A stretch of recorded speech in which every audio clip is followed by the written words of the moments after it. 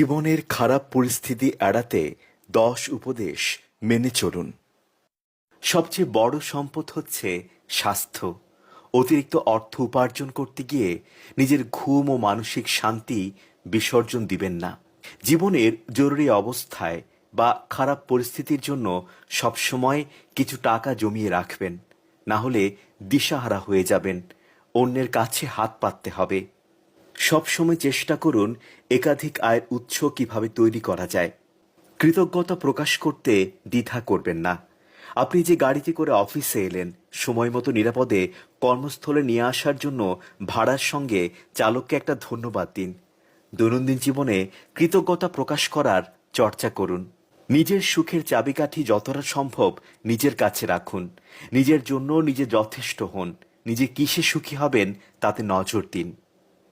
খারাপ সময়কে সহজ স্বাভাবিকভাবে